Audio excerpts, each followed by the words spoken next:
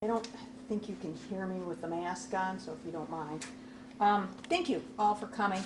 A couple of months ago, we had some conversations about the arrests over the weekend of May 29th and May 30th, and then on June 14th, and I promised you I would get back with you when we had some more concrete information about what was going to happen to those. So I wanted to hold another conference and bring you up to date on where we are so far. As you know, there were a series of arrests made over those 3 days, and those are the 3 days that I'm going to deal with, May 29th, May 30th, and June 14th. Combined on those 3 days, there were approximately 140 arrests. 12 of those were juvenile, at least one was a felony. The juvenile and the felony I am not here to talk to you about. I think what you wanted me to talk about and what I'm here to talk about are the misdemeanor arrests. So I wanted to chat first a little bit about how we approached these and discuss some dispositions of them. As you know, I have received numerous emails, letters, postcards, and the like, phone calls included, from folks with various opinions on what I ought to do with these cases, ranging from dropping charges against anybody that they thought was a peaceful protester, and others asking me not to drop any of the charges and to prosecute every single one to the fullest extent of the law. And so somehow I think the analysis of these cases got framed in a way that I do not find appropriate.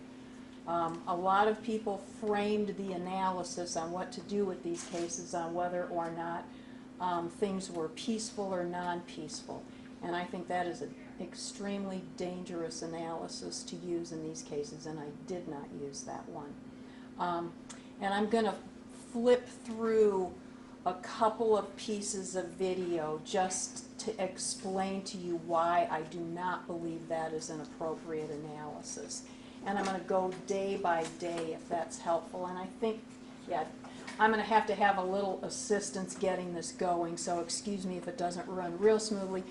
But this is the very first day. This is May 29th. This would be an example of what I consider to be a peaceful protest. And I will tell you that this office supports meaningful and peaceful protests. What we are not going to allow is conduct that negatively infects the health or the safety of our community, or conduct that destroys property. So the next I want to give you is, this technically might be considered peaceful. That is one of the most dangerous things I've seen somebody, and situation I've seen someone put themselves in, and that is illegal. Take me to the next one, and this is still May 29th.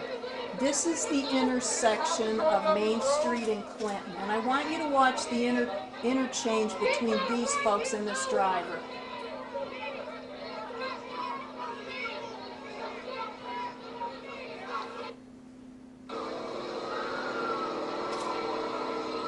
And the interchange with this car burning rubber in a huge crowd of people blocking the intersection. This again is May 29th, and this is the intersection by Jimmy John's. And I want you to watch the young man put the skateboard through the window.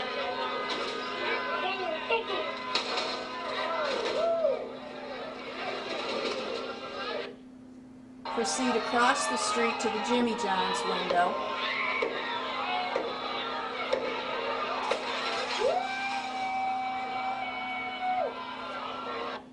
So let me talk a little bit about that day, and this is, let me stop for a second. What you saw technically in some of that is a peaceful protest. But what could have happened to the young man on top of the yellow semi, if that semi would have moved a quarter of an inch, is he would have fallen and he would have been seriously injured or dead. If that car burning rubber in the middle of that intersection had lost its foot on its brake, people would have been killed. You cannot block an intersection. That may be peaceful, but it is dangerous and it is illegal. That is the major thoroughfare to the southern part of this city. What would have happened if the people on the receiving end of that street needed a police car, needed an ambulance, or needed a fire truck? That is not conduct that this community should tolerate, and that is not conduct that this office is going to put up with.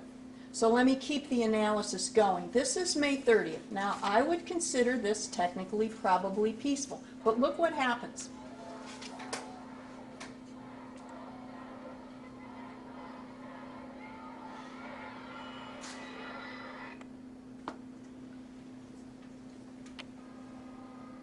This is again the intersection of Main and Clinton. This is the bridge. Yeah.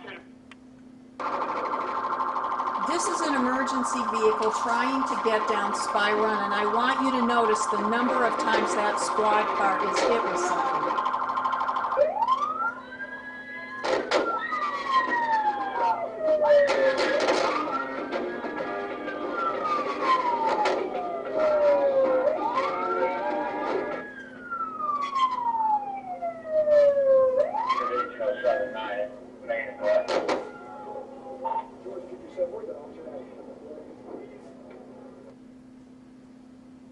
And this is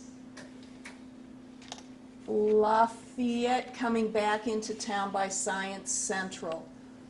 It precedes that day with that crowd getting every piece of brush they could to block that intersection. It was blocked all the way to Coliseum. That's from the 14th.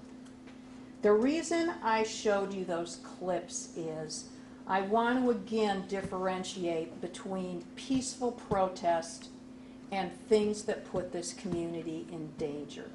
Spy Run is the major thoroughfare going the opposite of what Clinton Street is, and I will repeat to you, what if one of those people would have needed an ambulance, a fire truck, or anything like that? People could have died.